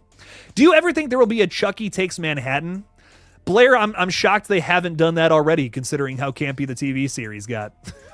I mean, Chucky took the White House, so why wouldn't Chucky take Manhattan or go to space either? I don't know, man. For me personally, I think I need Chucky to just go back to his roots of just going after a kid trying to, play hide the soul and shit. That's what I want from a new Child's Play movie so bad. Just make it simple again. It's so overly complicated at this point. They need a fresh start for Chucky. A brand new movie, something just to kind of take things back, take a breath, just, okay, we're just going to do a simple Chucky story again, and it's still going to be fun. It's going to be even better for it. So I'm hoping that's what they end up doing with Child's Play in the future here. The child actor on Mithrigan was pretty good. I still thought the movie was a 6 out of 10, and that's pretty good for Blumhouse lately. I can't argue with that. Megan, here's my thing that I really liked about it. It's not like a terrifying movie by any means, but it's a very fun horror comedy. And it's very thought-provoking, too, on a very, topical element that's, really something scary, especially for people in the entertainment industry right now. It specifically comments on AI, artificial intelligence, how that's kind of a bad thing for children. You can almost look at Megan as an analogy for giving smartphones to children. Is that morally right? Is that wrong? Are we messing up their attention spans and having them be reliant on something that maybe they shouldn't be reliant on here in the modern day? There's a lot going on in Megan that's surprisingly thought-provoking, which I'm like, why does this movie go so hard? They marketed this one as this TikTok, come see it and pay attention to half of it kind of movie, which unfortunately a lot of Blumhouse movies have been lately. So I walked into this one with like no expectations. I was like, this movie's gonna suck. Like, well, I'll review it, sure. Same thing with Tarot, honestly. I don't even think that's Blumhouse, but same vibe. Same vibe as a lot of other Blumhouse movies recently, like Imaginary or Night Swim. But I went into this movie with those expectations, and there's some genuinely thought-provoking shit in there. And I'm like, okay. On top of that, maybe that's not your cup of tea. Maybe you're like, Jake, I don't care about thematic bullshit. Okay, chill out. Well, there's some Adult Swim infomercial style humor, which you might also like me. And I'll tell you what, I was rolling through this movie. I thought it was really effectively funny. So I don't know. To me, between some great performances, and some great humor, some great thought-provoking elements to it, there's a lot to love from Megan. I liked it. It was a big surprise, big surprise from last year. I'm excited to see what else they do with the franchise, man. King Matthew III, my liege. Is Patrick Dempsey confirmed for Scream 7 yet? No, but he's apparently in talks. There was a little bit of a money dispute. I think he wants to get some more money out of this role. But I think he will definitely come back. I don't know if they can do this story without him, knowing that Sydney's daughter is basically going to be the focus of it. How do you not have the dad there? So Patrick Dempsey's going to be in this movie. He knows they need him. I think he's just trying to get some more money out of the studio, which, fair. This is a taboo project to begin with. I can't blame him for that at all. But he'll be back. They just haven't confirmed it yet. It's the same thing with Jennifer Love Hewitt with I Know You Did Last Summer. I'm sure she was just trying to, get some more money or something. Then they announce it and she's promoting the movie now, and everything's great. But it's just going to take some time. We just got to be patient. But King Matthew, I promise. Same thing I said about Jennifer Love Hewitt. I'm like, I promise she's going to be in this movie. Same thing with Patrick Dempsey. He has to be. They can't tell this story without him. I hope they make another Alien movie. They definitely will, Bradley. Oh, yeah. Fede says he wants to take some time, to kind of figure out where the story is going to go next. He wants to see people's reactions to it over time as well. Which I think is that's a great idea. Don't just rush into a sequel. We don't need to rush into a sequel. But they'll definitely make a sequel. They'll definitely make another one. I think sometime after Predator Badlands has come out, because we've already heard rumors that him and Fede and Dan are going to do some kind of AVP movie eventually. So I think, honestly, what I think the trajectory of that is going to be is we're going to get we're going to get Badlands next year in the Predator franchise.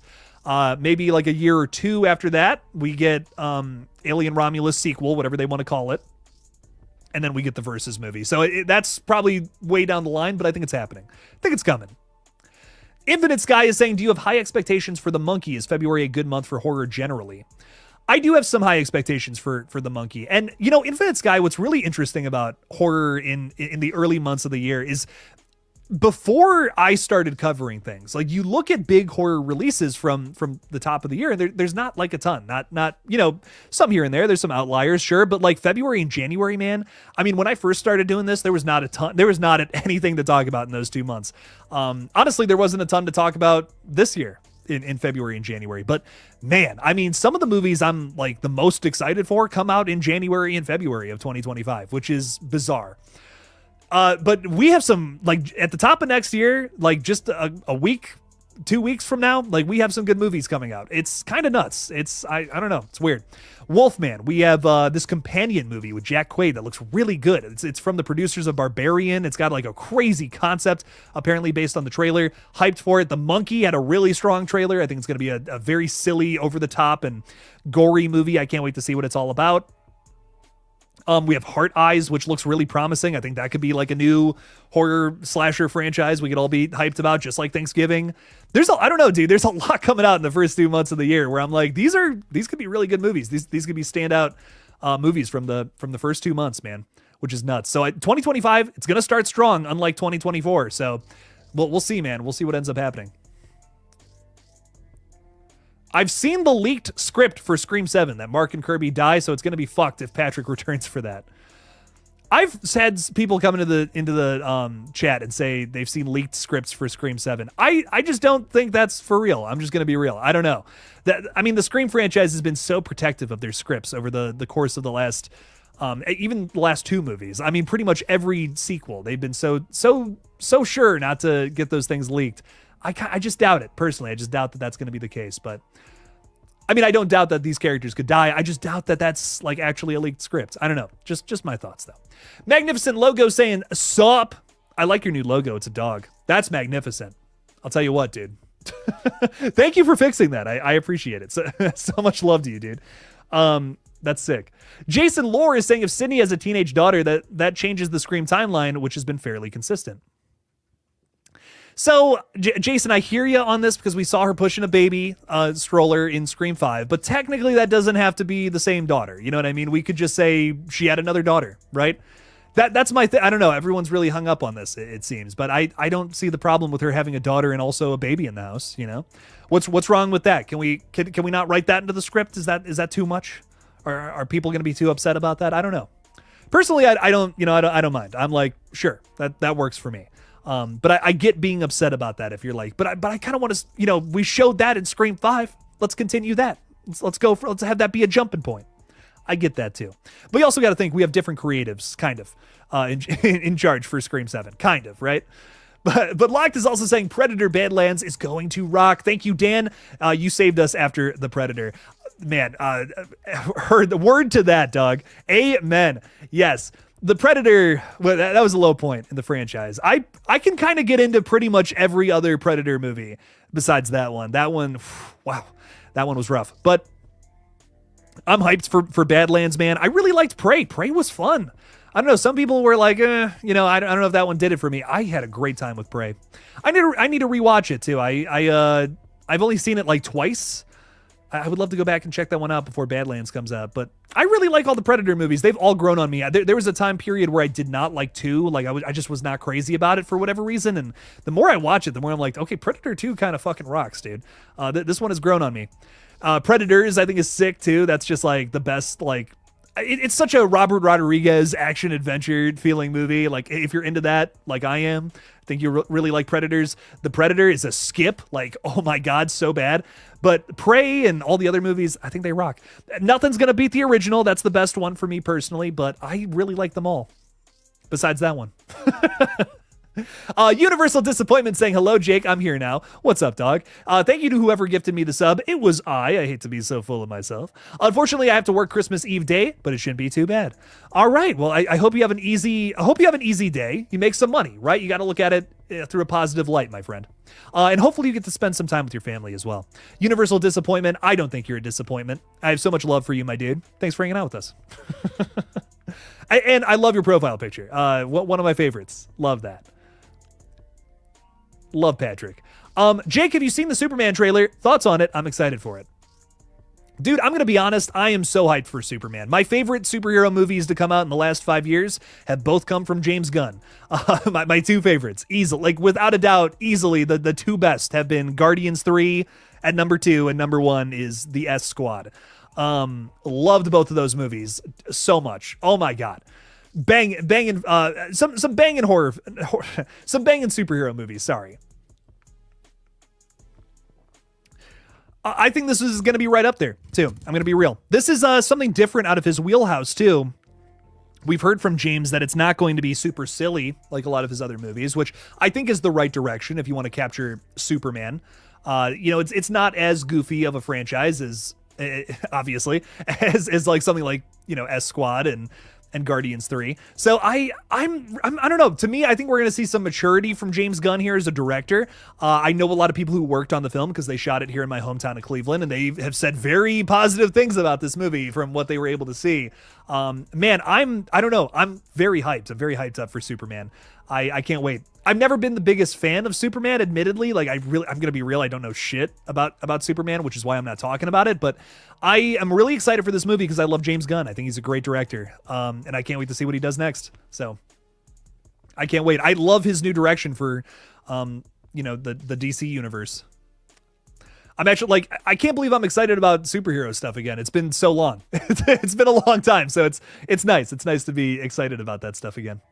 Slasher Studios is saying, hi, Jake. Hello, Slasher Studios. I started watching Krampus today. I'm going to watch the original Black Christmas. We need some I Know What You Did Last Summer news. I need some set photos. I'm so excited for this July. I'm sure we'll get something soon since they're shooting it now. They're shooting it in Australia, if I'm not mistaken, right? Yeah, it's going to be fun, dude. I'm very hyped. Very hyped up for this one for sure. I'm so excited that you're watching Krampus and Black Christmas. These movies are so much fun. Oh my God. I got through both of these recently. And these are probably some of my favorite Christmas horrors. Both great for totally different reasons too. Black Christmas is just like an excellent slasher movie. One of my all-time favorite slashers. Got a great plot, great characters, great kills. Some of the best dialogue in a slasher movie ever. Like I'll die on that hill. Fellatio. It's a new it's a new term. F-E. I love that. That's so funny. Black Christmas is great. And Krampus is like just an excellent, cozy horror comedy. I don't know. I really enjoy Krampus too. Love all the creatures by Weta Workshop in that movie too. I just did a big video on Krampus and a big video on Black Christmas over on KillJoy Jake Retro. So go check that out if you haven't seen the new page. Sorry about the shameless plug. But enjoy those movies. Hopefully we get some more I Know What You Did Last Summer news, although we did just get confirmation that Jennifer Love Hewitt is in the new movie too, which is hype. Is Robert Eggers' attention to detail and period accuracy more of a good thing or a bad thing? That's a great question, my friend. I think with I think with Nosferatu, I don't see, this is a big point of contention when it comes to Nosferatu, because specifically with the design for Nosferatu, I can say that I can't get into details as to why or what. There's something going on with the character that is excellent attention to detail, and if you know, you know. When you see it, you're either going to be completely shocked as to how Nosferatu looks, or you're going to be like, oh, that's a reference to this. It's one of those middle ground things. I think, you know, I had some comments on my video from people who were like, no, that's great. Like, I love that Nosferatu looks like that in this new movie. That's awesome. And then some other people who were like, yeah, not crazy about the look. So it's tough to say. Some people, and obviously a lot of Robert Eggers fans, love that about him. And love that about his movies. That's a big reason why a lot of people herald him as one of the best modern horror directors. So I get it. You know, I get the love for that. And for a lot of things, it aids this new film. But I personally just don't love the way Nosferatu looks in this movie. It's my singular complaint about this new film. And it's kind of tough. It's kind of a tough one to accept, because you kind of just got to get over the fact that Nosferatu looks like that and just vibe with it. But it's accurate. It's accurate to something, and that's all I'll say.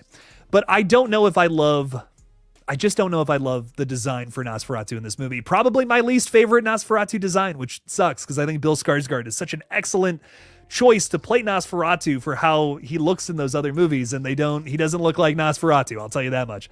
Not at least the version that a lot of us do know. So I'm excited. I'm excited for people to see it. I'm excited to hear what people's reactions are to it. But again, go into this film with an open mind for the character designs, for a lot of a lot of what's another word for this?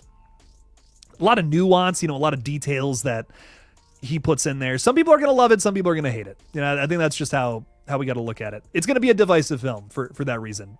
I know that me and the Splattercast guys walking out of the theater, we're like, what the fuck was up with that design? And there's one particular element to him where everyone's going to be like, what the fuck? What's going on with that? What's up with that? But I don't know. I'm excited for people to see it. I'm excited to hear some reactions. Personally, I really did enjoy the film nonetheless. So I had a good time with it. Magnificent Logo is saying, how long do you plan on doing YouTube? Until I die. This is the best job I have ever had in my entire life. Magnificent Logo. I hope I'm able to do this for the rest of my life. I really hope I'm able to do it forever. I had a pretty good year, and I'm very thankful for that. I didn't grow as much as I would have liked to here in 2024, but next year I have a whole new plan. You know, 2024, I was trying to figure out how to make this page something else, I guess. Call it an insecurity. Call it me just being scared of always doing news on this page. But I've fallen in love with this channel again this year. That's really what happened. I kind of fell out of love with it, and I'm back in love with this page now. I love doing update videos. I really do. There was a time at the beginning of the year though where maybe I was starting to kind of be like, I just don't know if I want to do update videos for the rest of my life. And now here in December, I've realized that this is more of a blessing than anything. I'm so thankful to have it in my life. And the fact that people want to watch is even crazier. So I realized in 2024, if there's any lesson learned, it's that I'm so thankful to have this position and to have this channel. And I'm incredibly grateful for it, and I'll never lose sight of that again. I promise. So I will continue to do YouTube for as long as all of you will let me. As long as all of you keep watching, I will keep doing it. But I still want to do KillJoy Jake Retro. I don't know if I need to hop over to the gaming page like I was so worried about. I think I have a lot in the works now, enough in the works where I can keep this channel going forever. But I think I do want to do this retro page too. I have some ideas for it where I'm like, I think that could work. I think that could be something special. And you guys will see more in the new year. It's gonna be tough to keep up with it for a little while, but soon. This page is gonna be my focus in 2025 though. I want to get like 10,000 subs next year. I didn't get that this year. I'll be completely honest. And that was my goal. And I failed. Had I hit 30,000 subscribers, I would have hit that, but I did not. Next year, I want to do better. I want to hit that 10K, and I'm going for it. I'm going for it, man. I have some plans. I have some big moves, some big strides that are going to hit in 2025, and I think hopefully it's going to pan out. But I want to do this shit forever if I can, because it really is the best thing I've ever been able to do in my life. So much fun. So much fun doing this, and I'm not a day goes by anymore that I'm not thankful for it. Locked is saying, would you recommend watching the original Nosferatu before this one? You know, Locked, actually, no. I would say don't. I would go into this one just ready for Nosferatu. Because here's the thing. Eggers is so keen on his attention to detail and accuracy and, you know, trying to make everything perfect. There is not a single change in the story. You know, you are not going to see a difference in the Nosferatu story. So you might like watch this one again and you'll be like, I just saw this. This is just the same thing I watched, but like, you know, obviously with more modern technology and way more professional. So no, I would say don't watch the original. Maybe if after you see this new one, you're like, I want to see how that stands up to the original, then put that on. I would recommend seeing this new one, then watching the old one. Because you might get sick of the same story. That's what I'll say. But if you see this new one and you're like, I'm craving more, I want to see the other adaptations, then yeah, put on the movie from the 20s. Put on the movie from the 70s too. The 70s movie I think is really good. Love that version of Nosferatu. We're all works in progress, Jake. I appreciate that. I appreciate that, Infinite Sky. That means a lot. King Matthew III is saying, I think in Scream 7, if it ends on a cliffhanger, we get introduced to the cult with them injuring Sydney and killing Mark, one of Sydney's kids, and then have the leader be Stu. People want this so bad. People want this. People want the Stu cult so bad. I'm into the cult of Ghostface. That I'm so down for. You know, is Stu the leader? I don't know about that, but I'm so down for the idea of there's like this cult that wants to come after Sydney. That you could base a whole trilogy off of. That's interesting enough to me, and that's not going to be an enemy that gets taken down across one movie. There's a reason to tell a big story around something like that. I'm so into that. Do the cult of Ghostface. Run it. Make it happen. Will you eventually do a video on the upcoming Pooniverse movies? This is the most requested video at this point. Yeah, it's going to be my first video at the top of next year. I promise. I'm saying it right here and right now. We're doing it. So at some point in January, I'm going to make this one. I'm doing it. There's a lot more to talk about now, even since I announced that I was going to do that video. There's yet another movie now to talk about, which is crazy. That's even more relatively newer news, which is exciting. So definitely sometime soon. Leonardo DiCaprio, thank you for the $2. Thanks for supporting the page. Awesome that you can make YouTube a career, bro. I appreciate that. It's been my dream since I was a kid. Wanted to make it happen for the longest time, and I'm kind of doing it. I'm kind of doing it here now in 2024. I'm really thankful for I'm thankful for everything, man. It's been a crazy 5 years building all this. It's been tough. It's been a lot of work, but it's also incredibly satisfying. I'm just really thankful for it, man. I'm thankful for all of you for supporting me as well, and I don't even know what to say. I hope I can keep doing this because there's a lot more movies I'm sure that are going to come out across the span of my lifetime and yours that you guys might be excited for. So hopefully you guys are interested in more than just the Scream movies, but we'll see. Leonardo DiCaprio, thank you for the $2. Thanks for supporting the page. I really do appreciate you, man. Everyone who just watches and supports the page, it means a lot to me. So thank you. What is this new movie in the Pooniverse that they announced? Dude, there's like I'm not even kidding. There's like 4 of them. So hang on, here we go. Let's look this up.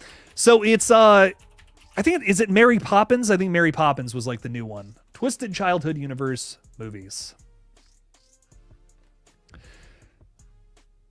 Okay, so yeah, we know about those. Winnie the Pooh, Blood and Honey 3, Awakening Sleeping Beauty, Snow White Returns. Now they're talking about doing some kind of like Mary Poppins thing, which I don't even think that's like, is there even an article about that now?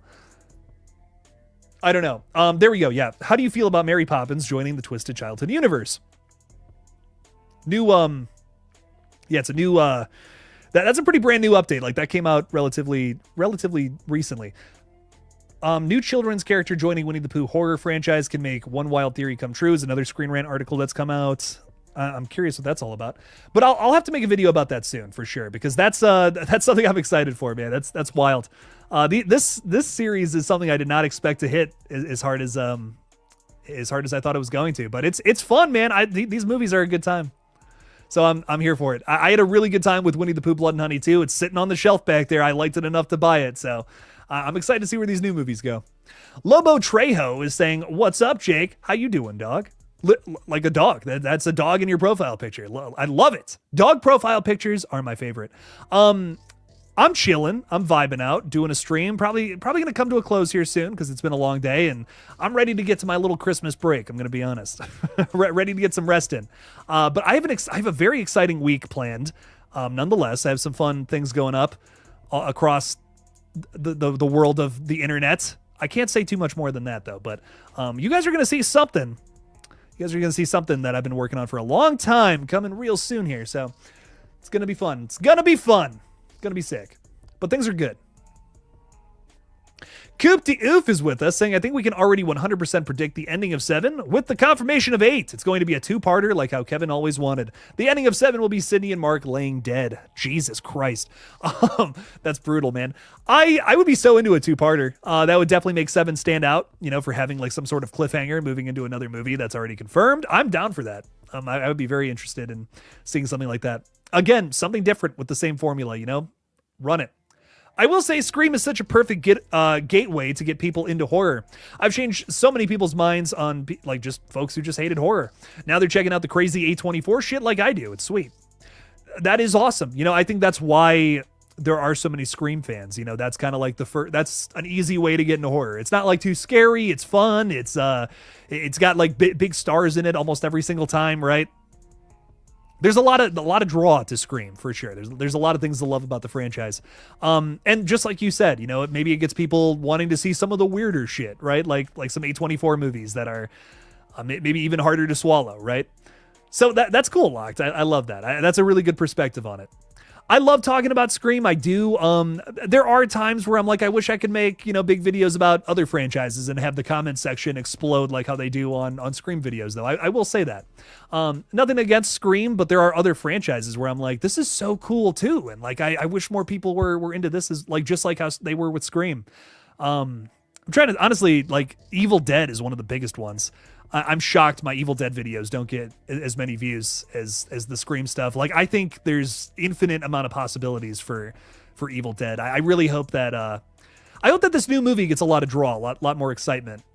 Seems like Evil Dead Rise, there was a little bit of excitement for it, and then that kind of faded fast. So I'm hoping that for the next one, even more hype for it, because man, the last 2 Evil Dead, all 5 of the Evil Dead movies are great. So hope there's just as much love.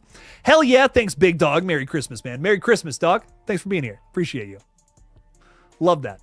The Big C6 channel is saying, "What do you think they will do with Thanksgiving 2?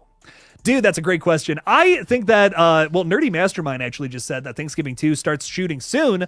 We should get some casting after the holiday. That's exciting. I really think that they're going to bring back Patrick Dempsey. He might be the killer again.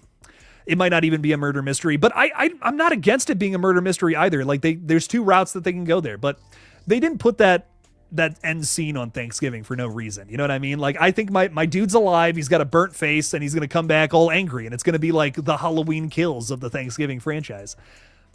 So I'm here for it, man. I really hope that's the case. I hope they make this into a trilogy. I think that would be fun.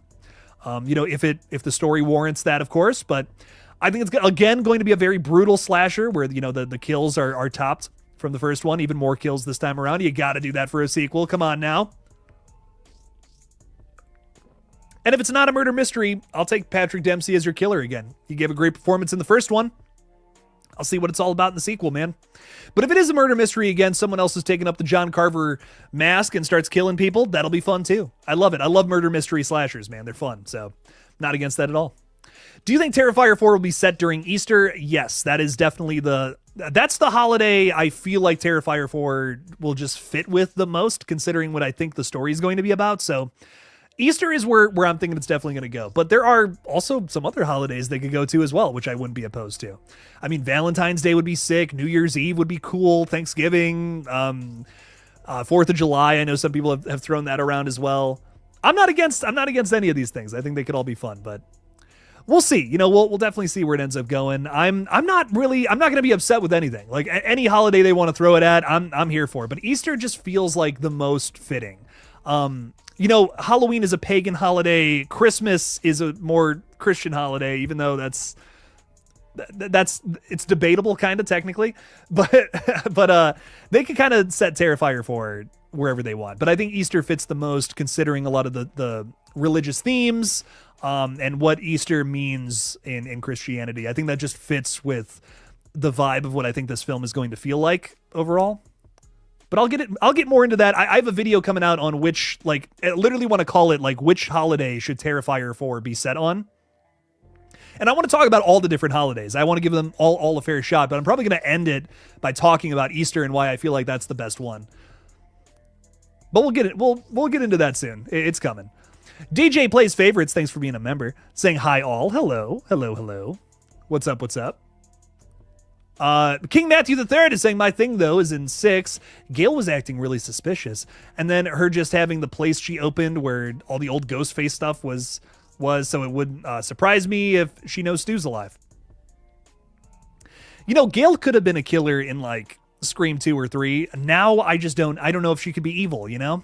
It's just like she's been through too much. She's been through too much and has worked with the good guys for far too long. I think Dewey has rubbed off on her a little bit too. So personally, I don't know. I just don't know if that could be the case. Locked is saying, hot take about Evil Dead. Actually, after watching 2013 again, I prefer Rise. Both are kick-ass though. Damn. That's brutal. I love them both, dude. I mean, they're both excellent franchise continuations. So the 2013 film, though, I think is one of my favorite movies ever. There's just something about it. It's perfect. I love it. It makes me reel back in terror every time I watch it. I think it's terrifying. Oh, it's good. But Rise is great, though, too. You know, not to say that Rise is bad. I think it's nearly as good as 2013. It's like if 2013 is here, Rise to me is like right there. Like they are neck and neck. Both excellent. Really interesting films. I love the way that 2013 looks more than Rise too. I think that's a big thing for me. Rise looks too clean for an Evil Dead film. And I get it. You know, it's Lee Cronin. It's him doing his own style. I get it. But I wish they had made it look grimier and nastier. Like, I know the original Evil Dead film is probably the most nasty and, you know, campy looking film, but the 2013 film with the color grading and, you know, how high like the contrast is in a lot of scenes and shit, it just looks like it's nasty. You know, it's got like a very specifically nasty feel to it that I love. So a lot of little tiny idiosyncrasies between these two movies, but I can't even argue with that, Locked. Like, Rise is fucking awesome. I love them both. So, ladies and gentlemen, great stuff. I have a crazy headache, so I think I'm going to go lay down. Take some Tylenol. It's been a crazy couple of days for old Jake's health, so I think I got to get some rest in. But, oh my God, so much love to you guys. Thanks for hanging out with me tonight. Thanks for supporting the page. I don't even know what to say. I'm so grateful for all this fun shit that I get to do all the time. So thanks for being here. Thanks for hanging out with me tonight. Have a Merry Christmas if you celebrate it. And stop on by the page on Friday. I think we're going to be live again, likely for the last live stream of the year. We might be doing another one on the 30th, though, too. So who knows? Last two lives. Let's call it the last two for now. Fuck it. Tentatively, the last two live streams coming up next Friday and next Monday. So stop on by the page. So much love to you guys. Appreciate you guys for hanging out. New update videos coming soon. And as always, don't forget to kill it out there, y'all. Peace out.